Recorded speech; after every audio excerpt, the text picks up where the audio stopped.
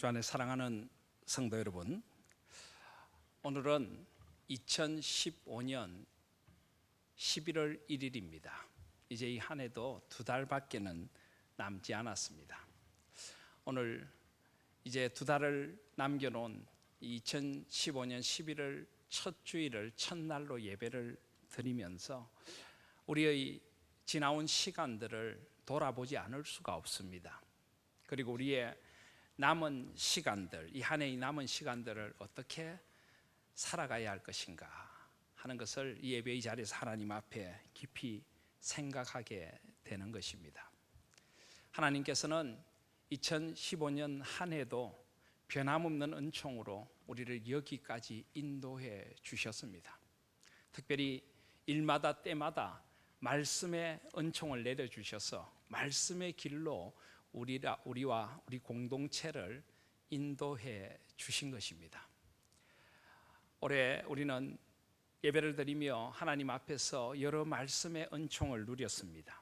특별히 지난 7월과 8월에는 여호수아서 말씀을 통하여서 하나님께서 우리에게 많은 은총을 내려주셨습니다. 하나님께서 역사의 주가 되심을 우리에게 깨닫게 해주셨고, 가나안 땅이라는 죄와 타락으로 얼룩진 땅을 하나님의 안식의 땅, 하나님의 나라로 바꾸시고자 하는 하나님의 비전을 우리에게 보여주셨습니다. 우리를 은혜 안에 강하고 담대하게 해주셨고, 우리 앞을 가로막고 있는 요단강과 같은 인생의 장애 앞에서 하나님을 의지하고 나아가는 것이 무엇인가를 우리에게 알게 해주셨습니다. 하나님께서 여리고 성을 믿음으로 무너뜨리시는 기적의 역사를 통하여 우리의 삶에서 진정으로 의지해야 할 분이 누구이고 우리가 무엇을 바라보며 나가야 할지를 가르쳐 주셨던 것입니다. 아이성의 실패를 통하여서 우리의 삶에 무엇이 부족한가를 깨닫게 해주셨고, 우리를 돌이켜 기도하게 하실 때 하나님의 은총이 다시 임함도 깨닫게 해주셨습니다. 우리는 여호수아서 말씀을 통하여 많은 은혜를 누릴 수 있었고, 우리의 삶의 길을 한 걸음 한 걸음 아버지의 말씀을 따라 걸어갈 수 있었던 것입니다. 저는 오늘 다시 여호수아서 10장 말씀 앞에 섭니다. 이 여호수아서 10장은 이제 본격적으로 여호수아와 이스라엘 백성들이 하나님의 뜻에 따라 가나안 땅을 하나하나 차지해서 하나님의 나라로 새롭게 해나가는 내용입니다. 먼저 하나님의 백성들은 가나안 땅에 들어갈 때 가나안 땅 중앙을 향해서 들어갔습니다. 여리고를 지나고 중앙에 있는 아이성을 차지하게 됩니다. 그리고 이제 남쪽으로 나아가려고 하는데 그때 이런 일이 벌어집니다. 여호수아서 9장에 보면은 기브온 주민들이 길갈에 있는 여호수아와 이스라엘 백성들을 찾아옵니다. 그런데 이 기브온 주민들이 자신들을 거짓으로 꾸며서 찾아옵니다. 이 기브온은 사실 여호수아와 그 이스라엘 백성들이 있는 곳에서 그리 멀리 떨어지지 않은 가나안 땅 중앙에서 조금 내려온 곳에 있는 성인데, 그들은 아주 멀리서 온 사람들처럼 곰팡이 핀 떡을 가지고 헤어진 가죽 부대를 메고 헤어진 신발을 신고 남루한 옷을 입고 여호수아와 이스라엘 백성들 앞에 나타나게 됩니다.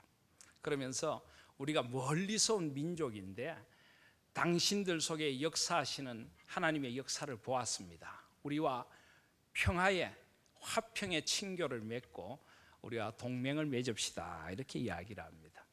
이스라엘 백성들이 살펴보니까 그들의 행색이나 가진 떡이나 또 가진 가죽 부대나 이 모든 것이 그러합니다. 그래서 이스라엘 백성들은 하나님께 묻지도 않고 이 기브온 주민들과 평화의 조약을 맺게 됩니다. 그런데 나중에 보니까 이 사람들이 거짓말을 한 것이었습니다.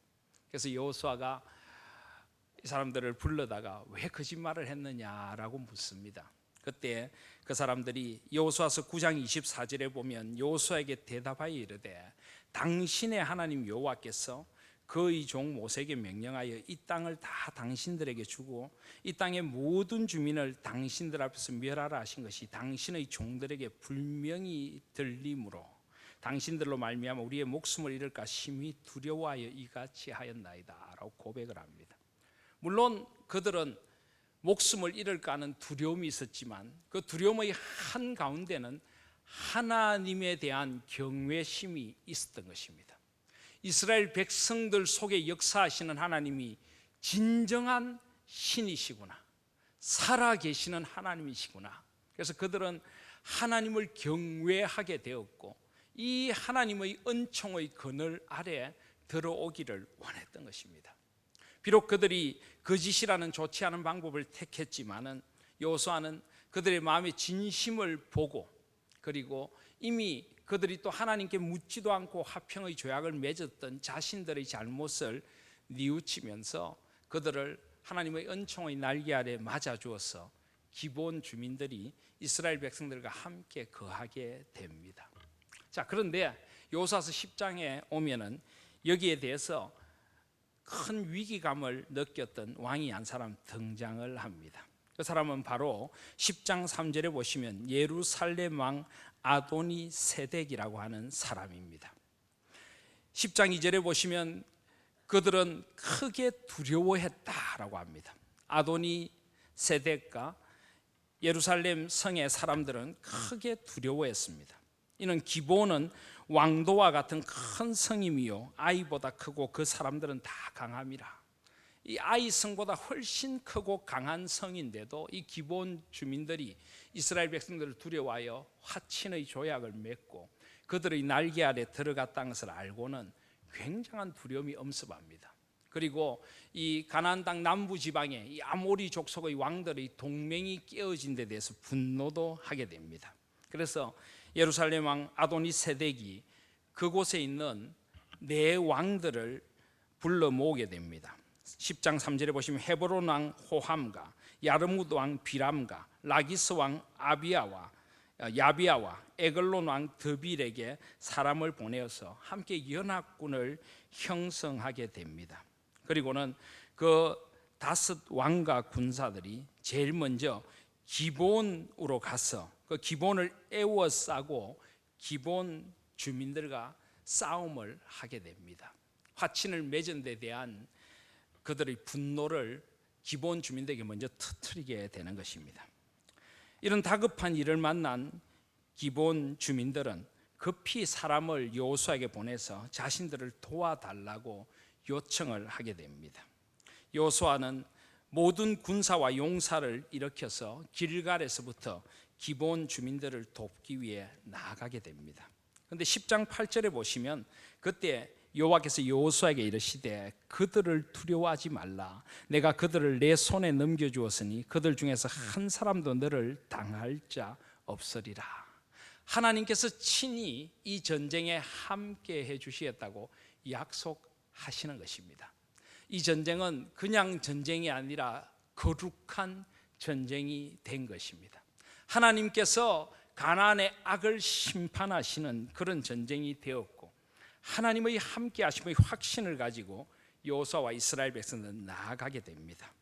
하나님께서는 약속하신 대로 그들의 전쟁에 함께 해주십니다. 10장 11절에 보시면은 하나님께서 하늘에서 큰 우박 덩이를 내려서 그들을 대적하는 사람들을 치게 만들어 주십니다.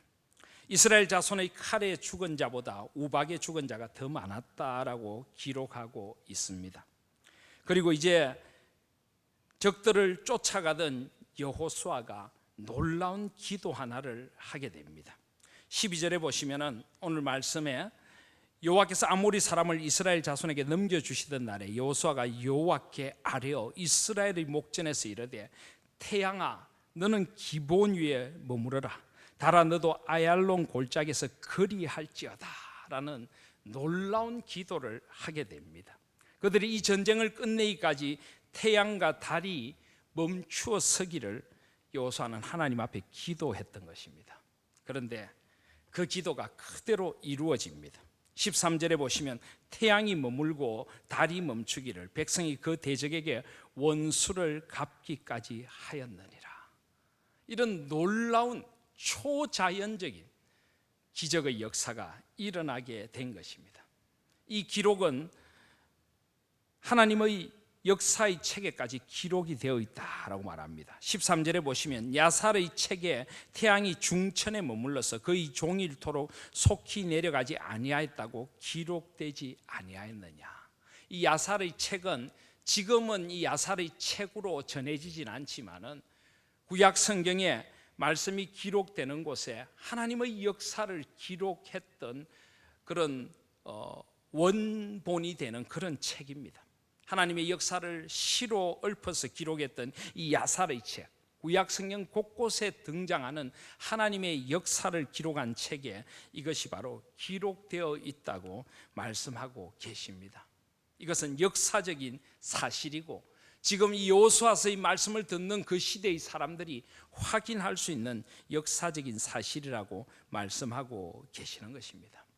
그러면서 14절에 보시면 여호와께서 사람의 목소리를 들으신 이 같은 날은 전에도 없었고 후에도 없었나니 이는 여호와께서 이스라엘을 위하여 싸우셨음이니라.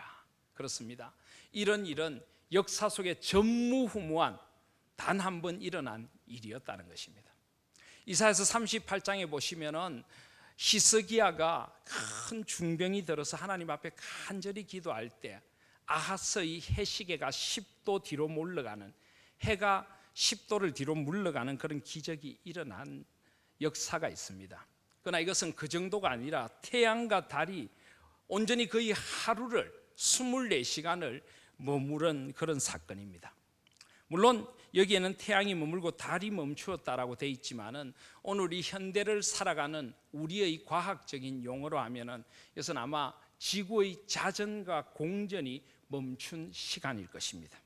하나님께서 친히 만드신 창조의 법칙과 질서를 멈추게 하셨으라도 이스라엘 백성들과 함께 해주신 놀라운 사건이 역사 속에 실제로 일어났던 것입니다.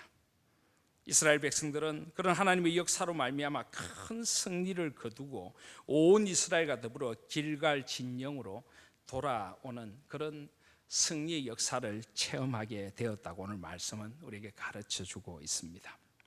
자, 사랑하신 성도 여러분, 오늘 이 역사적인 기록은 우리에게 무엇을 말씀하시는 것입니까? 왜 하나님께서는 이런 역사를 일으키셨고 이 역사를 기록하게 하셔서 오늘 우리에게 전해주시는 것입니까? 여호수아서 10장의 말씀은 오늘 우리에게 하나님이 어떤 분이라고 말씀하시며 하나님께서 우리를 위하여 행하시는 일이 어떤 일이라고 말씀하고 계십니까? 무엇보다 먼저 여호수아서 10장 말씀은 하나님께서 역사의 주권자가 되시고 온 세상 만물의 창조주가 되시며 섭리주가 되시고 하나님의 주권으로 세상의 창조의 질서를 때로는 멈추시기도 하시고 운행하시기까지 하시는 하나님의 주권자 되심을 우리에게 보여주고 계신 것입니다. 사랑하신 여러분, 여러분들은 이것을 믿습니까? 하나님께서 이런 역사의 창조주이시며 역사의 섭리주이시고 지금도 역사를 운행하시는 하나님이심을 믿습니까? 하나님께서 만들어주신 창조의 법칙과 질서를 때로는 초월해서까지라도 하나님의 역사를 이루어 가시는 분이심을 믿습니까? 바로 오늘 여호수아서 10장 말씀이 우리가 그 하나님을 고백하도록 우리를 인도하고 계신 것입니다. 그렇습니다. 하나님께서는 온 세상의 불명한 창조주이십니다. 온 세상 눈에 보이는 것과 보이지 않는 것들을 하나님은 하나님의 목적대로 창조하셨습니다. 저와 여러분도 하나님께서 하나님의 뜻에 따라 창조해 주신 피조물인 것입니다.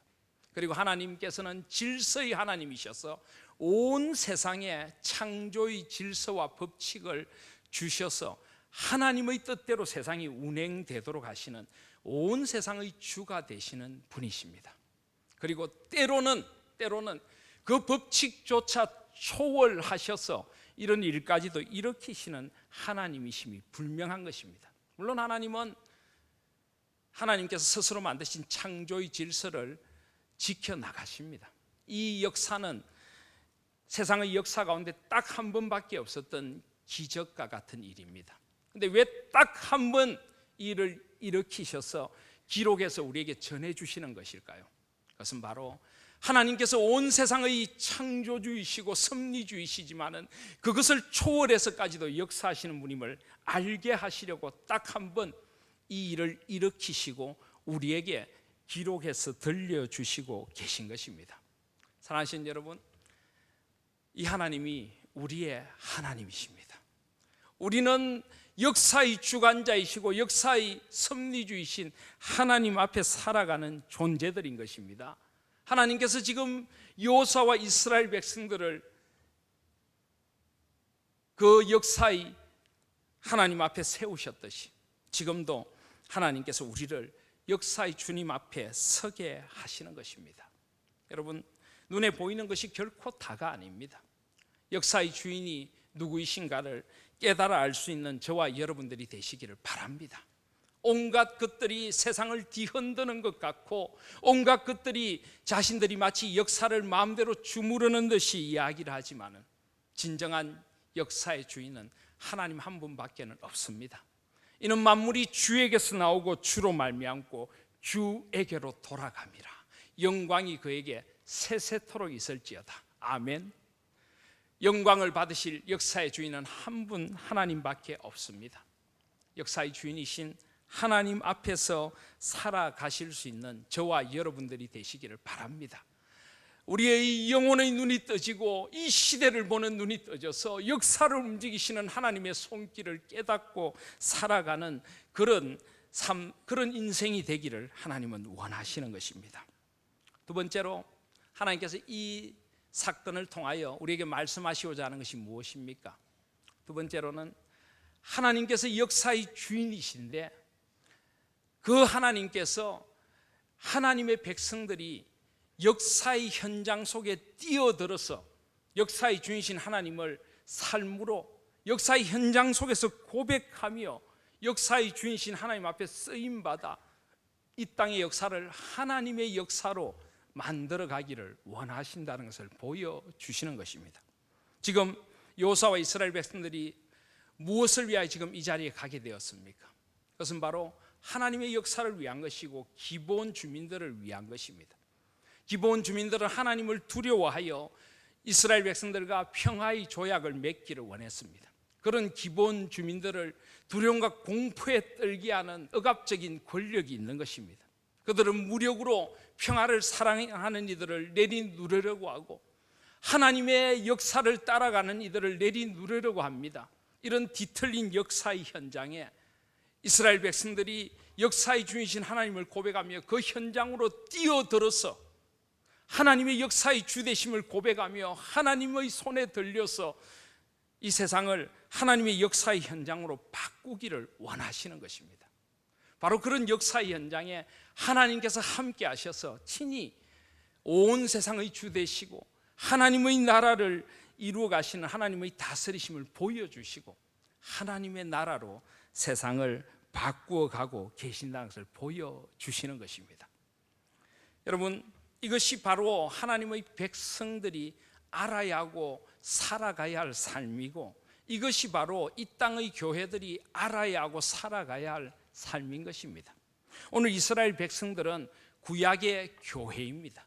그들 하나님의 언약 백성들이고 하나님의 뜻에 의해서 저 가나안 땅을 하나님의 나라로 물들여 가라는 하나님 앞에 부름받은 공동체 곧 교회인 것입니다. 하나님께서는 교회를 통하여 이 사명을 이루어 가기를 원하십니다. 교회는 무엇보다 먼저 역사의 주인이 누구시고 교회의 주인이 누구이신가를 알아야 합니다. 그리고 역사의 주인이 되신 하나님께서 교회를 통하여 이 땅에 하시고자 하시는 일이 무엇인가를 깨닫고 역사의 현장에서 하나님의 나라를 위하여 쓰임받는 공동체가 되어져야 합니다. 이것이 바로 교회인 것입니다. 사랑하신 여러분, 그래서 오늘 저는 설교의 제목을 이렇게 잡아보았습니다. 여호수아서 10장 말씀을 통하여 이런 교회가 되게 하소서. 하나님 나라의 비전으로 역사와 시대를 새롭게 하는 교회. 이것이 바로 이 시대의 교회들이 가져야 할 진정한 하나님 나라의 비전이고 사명인 것입니다. 왜 제가 이런 제목을 잡아보았는가 하면요, 오늘 여호수아서에 나타난 이 하나님의 역사를 수종드는 교회가 이 땅에 많지 않기 때문입니다. 과연 여러분 어떻습니까? 우리 교회는 역사와 시대를 하나님의 눈으로 바라보고 이 역사와 시대를 새롭게 하는 하나님 나라의 비전을 가진 교회로 쓰임받고 있습니까? 우리 교회의 현실을 한번 돌아보아야 합니다. 우리 조국 교회의 현실을 이 말씀 앞에서 다시 한번 돌아보아야 하는 것입니다. 신앙에는 사적인 영역이 있고 공적인 영역이 있습니다. 굳이 나누자면 그렇게 나눌 수가 있습니다. 이 두 영역은 다 중요하고 이 두 영역이 잘 균형을 이루어서 함께 자라갈 때 우리는 균형 잡힌 신앙인과 균형 잡힌 교회가 될 수가 있는 것입니다. 신앙의 사적인 영역이란 어떤 영역입니까? 우리가 개인적으로 삼위 하나님을 나의 주 나의 하나님을 만나고 그 하나님 앞에서 내가 성숙되어져 가서 그리스도의 제자가 되어가는 것이 신앙의 사적인 영역이라고 할 수가 있습니다. 그리고 또 교회와 세상이라는 이 두 가지 균형을 놓고 볼 때 우리 교회 안에서 우리의 신앙을 하나님 앞에 세워가고 이 영적인 공동체를 이루어가는 것을 신앙의 사적인 영역이라고 할 수가 있습니다. 이 신앙의 사적인 영역은 너무나 중요합니다. 우리 모두는 살아계신 하나님을 나의 하나님으로 만나야 합니다. 나의 죄와 타락의 문제를 해결하실 분은 오직 예수 그리스도 한 분밖에 없음을 고백해야 하는 것입니다. 나는 주님의 십자가의 은혜가 아니고는 죄와 사망으로 죽었던 몸에서 구원받을 길이 전혀 없음을 고백해야 합니다. 주님 앞에 나가서 나의 주 나의 하나님이라는 고백을 드리며 예수 그리스도를 인격적으로 만나고 나의 전 존재로 만나고 삼위 하나님을 나의 전 존재로 만나는 이 만남이 우리에게 반드시 필요한 것입니다. 그리고 우리는 매일매일 하나님의 말씀으로 새롭게 되고 거룩해져 가야 합니다. 기도의 무릎으로 살아가야 합니다. 한 그리스도인으로서 우리는 성숙되어져 가야 되고 하나님께 점점 더 가까이 가는 그런 그리스도인들이 되어야 합니다. 이것을 굳이 나누자면 신앙의 개인적이고 사적인 영역이라고 할 수가 있습니다. 그리고 또 동시에 우리는 교회, 주님의 몸된 교회를 위하여 헌신하고 함께 교회를 세워가야 합니다. 교회는 삼위 하나님의 임재가 가득한 곳이 되어야 되고 하나님을 만나는 곳이 되어야 되고 은혜의 강수가 흘러내리는 곳이 되어야 되고 여기 모여 우리가 함께 말씀을 배우고 함께 교제하고 함께 기도하고 함께 그리스도의 몸된 교회로 자라가야 합니다. 신앙의 이런 면들은 너무나 중요합니다. 그런데 동시에 신앙에는 공적인 면이라는 것도 있습니다. 왜냐하면 우리 모두는 교회와 또 개인적으로 하나님을 만나는 자리만이 아니라 공적인 영역에서 살아가는 존재들이기 때문입니다. 이 공적이라고 하는 것은 우리가 살아가는 시민사회의 영역을 말합니다. 우리는 한 지역의 주민으로 살아갑니다. 한 나라의 국민으로 살아갑니다. 직장인으로서 회사의 공적인 일들을 책임지고 살아갑니다. 이 공적인 면, 이 부분도 분명히 신앙으로 세워져 가야 할 부분입니다. 오늘 하나님께서는 역사의 주권자이심을 보여주시는데 하나님은 온 세상을 하나님의 나라로 물들여 가기를 원하시는 분이십니다. 우리의 삶의 공적인 부분도 하나님의 나라가 임해야 하고 우리를 통하여서 이 땅에 하나님의 나라가 임해야 하는 것입니다. 그런데 우리 한국 교회는 이 신앙의 공적인 부분을 놓쳐버렸습니다.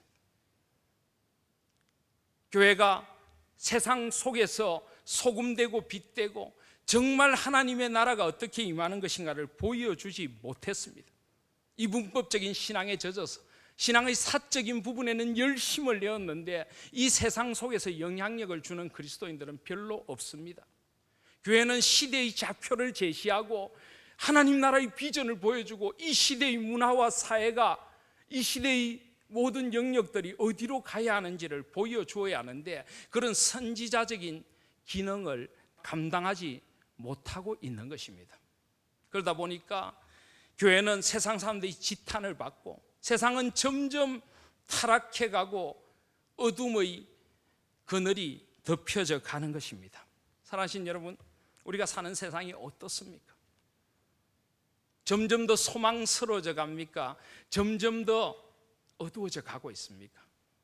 우리는 이 세상을 보며 탄식합니다. 사람들은 점점 소망을 잃어가고 있습니다. OECD 국가 가운데 자살률과 이혼율과 어르신들 노인 세대의 불행함과 이런 것들은 1, 2위를 다투고 있습니다. 청년 실업의 문제라든지 여러 가지 문제들이 우리를 뒤덮고 있습니다. 나라의 권력과 세상의 많은 곳들에서 부패의 소리들이 터져 나오고 우리는 세상에 실망하고 마음 아파하는 세상을 살아가고 있습니다. 사랑하신 여러분, 이것이 누구의 책임입니까? 이것이 그냥 세상 사람들만 탓할 일입니까? 우리 그리스도인들이 정말 이 세상 속에서 어떻게 살고 있습니까? 어떻게 이 세상에서 책임 있는 공적인 신앙인으로 우리가 살아가고 있습니까?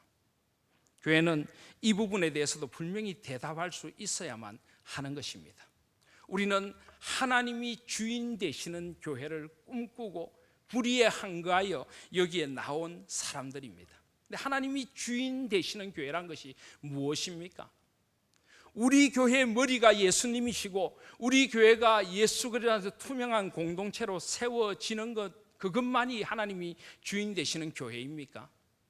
물론 그것이 가장 중요하지만은 하나님이 주인 되시는 교회라는 것은 하나님께서 내 삶의 주인이심을 고백하는 것입니다. 내 삶의 개인적인 영역뿐만 아니라 이 세상에 살아가는 모든 공적인 영역에도 하나님이 주인이십니다. 이 고백을 하는 것입니다. 하나님의 원리대로 하나님의 뜻대로 살겠습니다. 이 고백을 하는 것입니다.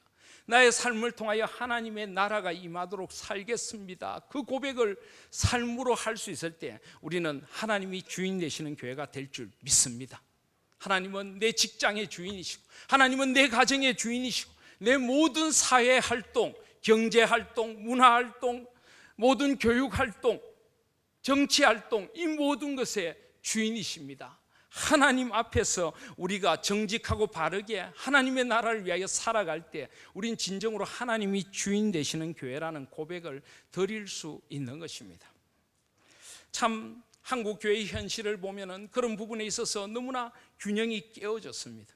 우리는 교회의 몸집 불리기에는 급급했고 내적인 신앙, 사적인 신앙의 영역에는 열심을 다했지만은 세상의 소금되고 빛되고 청직이 되는 일에는 우리는 최선을 다하지 못했던 것을 고백할 수밖에 없습니다.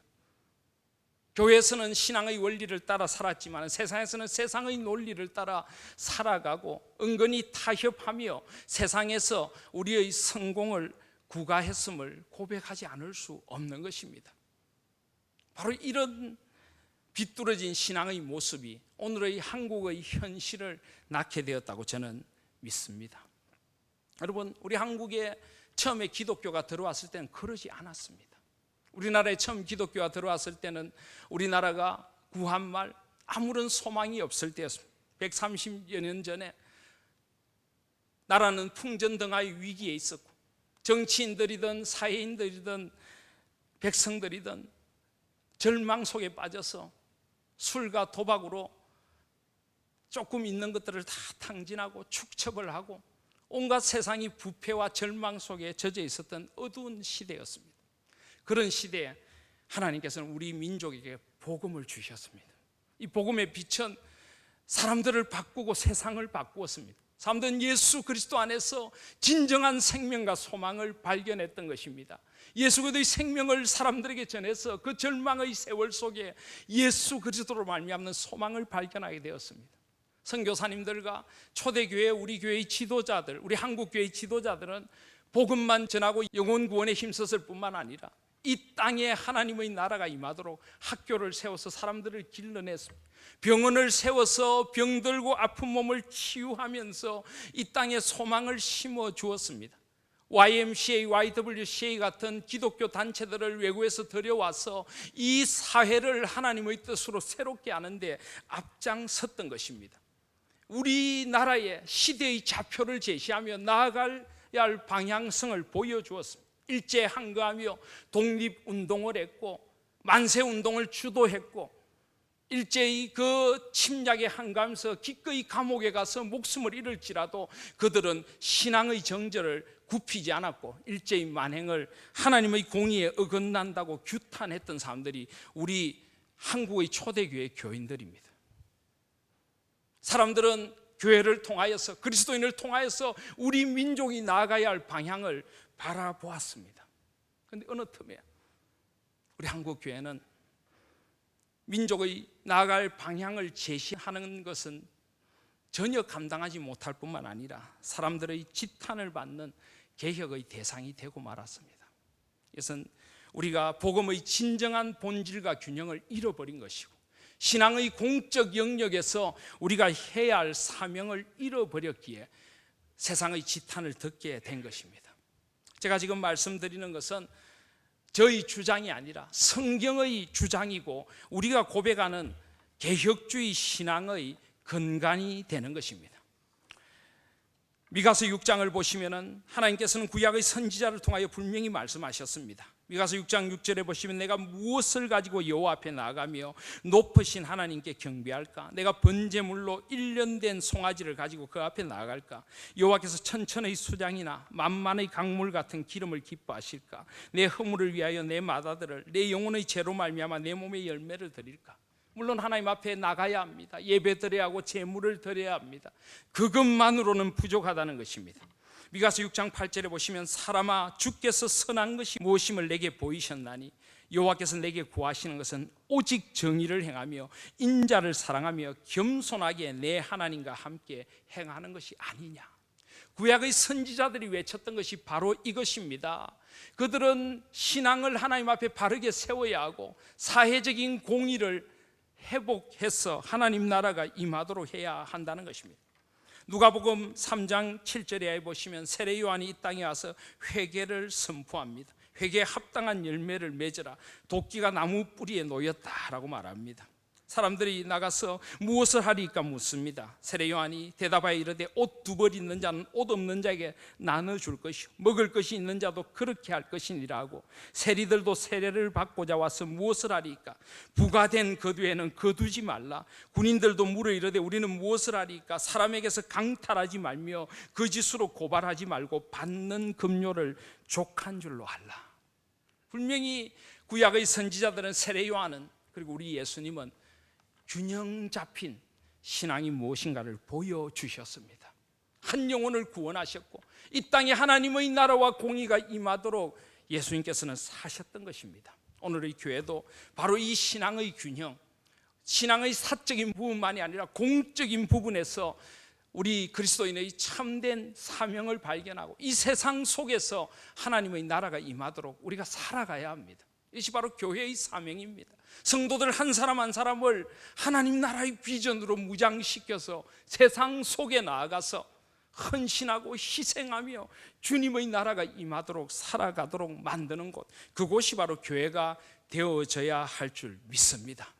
저는 우리 하나님 교회가 이런 비전을 가지고 균형 잡힌 신앙의 틀 위에서 세워져가는 시대와 역사를 의식하고 책임지는, 그리고 시대와 역사를 새롭게 하는 역사적인 안목을 가지고 시대의 정신을 바꾸는 우리 한국 교회뿐만이 아니라 이 시대, 이 조국에 나아갈 방향을 제시해주는 그런 교회로 우뚝 서기를 간절히 소원합니다.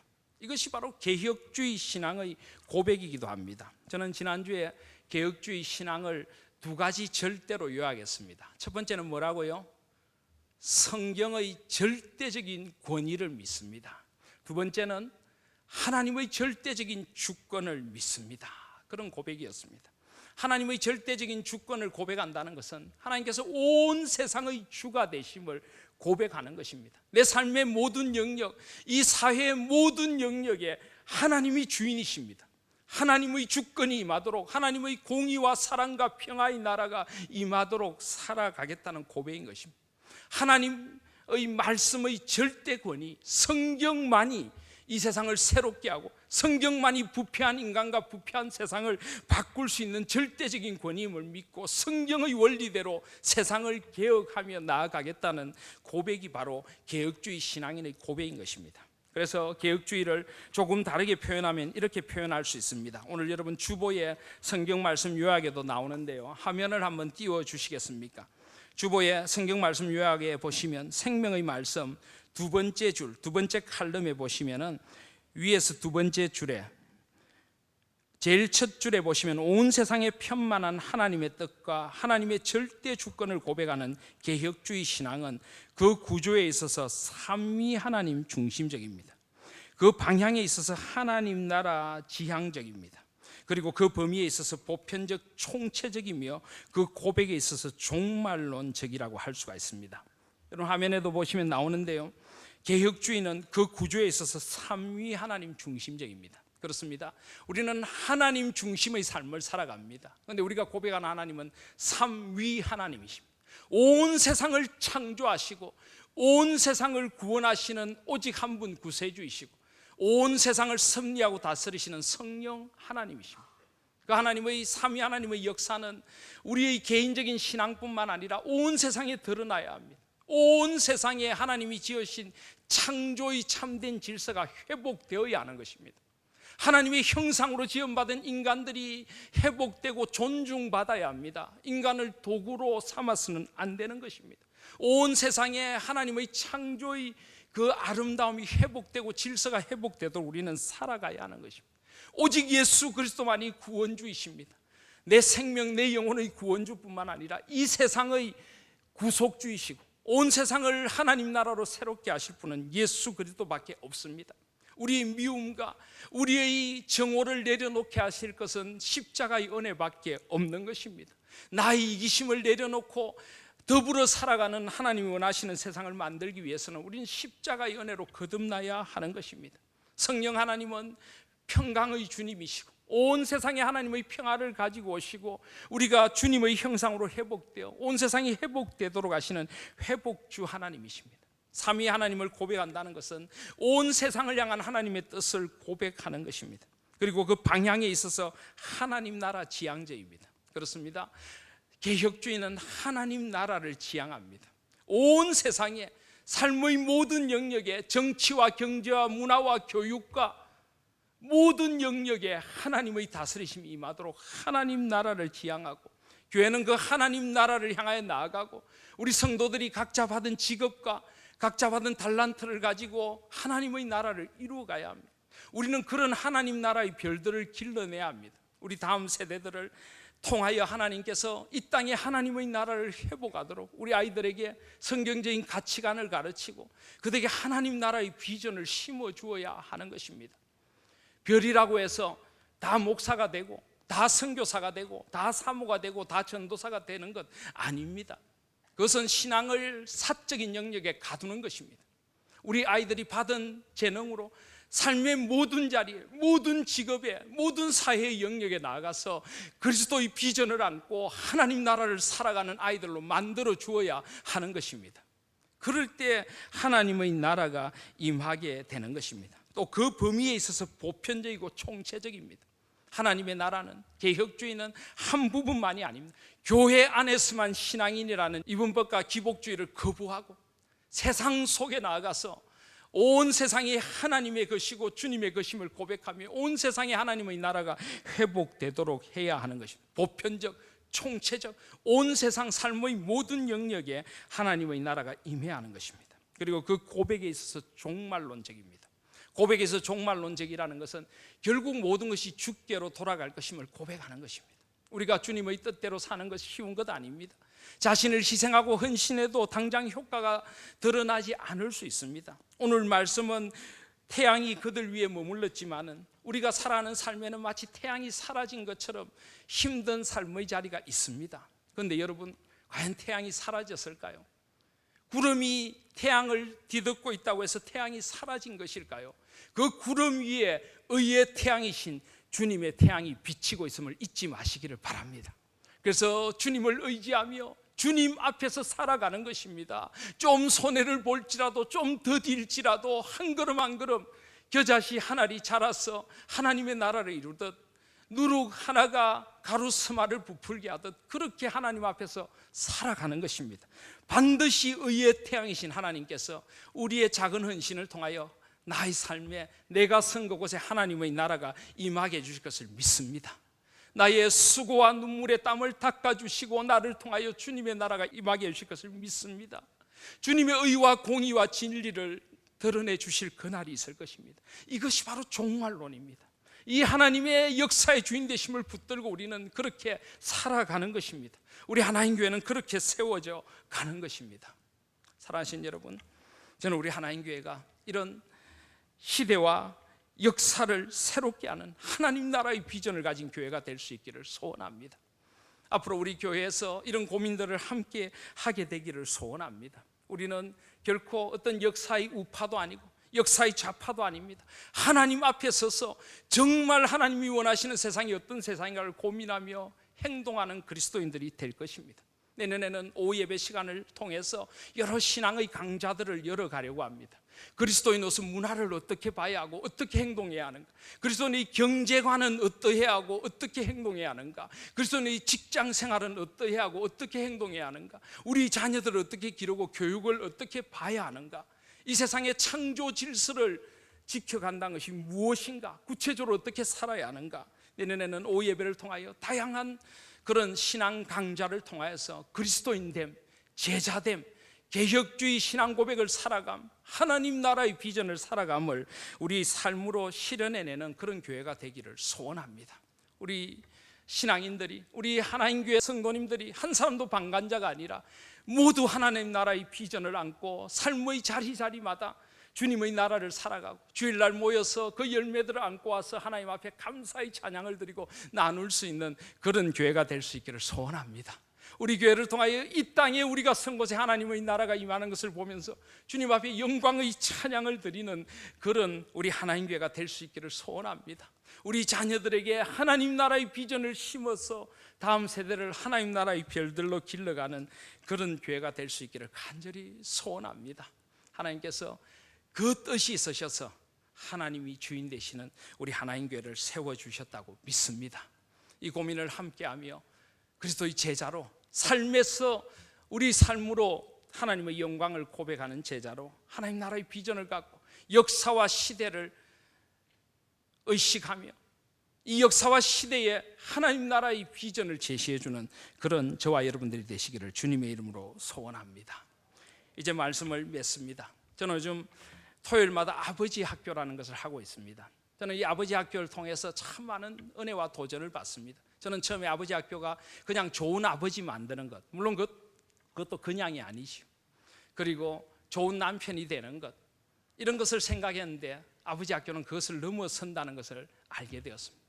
아버지 학교는 이 땅의 남성들을 회복시키는 것입니다. 이 땅의 남성들이 직장에서 삶의 자리에서 어떻게 하나님 나라의 비전을 갖고 살아야 될지를 회복시켜주는 운동인 것입니다. 전 내년에 우리 교회에서 이 아버지 학교를 통하여 우리 교회의 남성들이 하나님 나라의 비전을 갖고 회복되는 교회가 되기를 꿈꾸고 있습니다. 아버지 학교에는 이런 구호가 있습니다. 주님, 제가 아버지입니다. 주님, 제가 아버지입니다.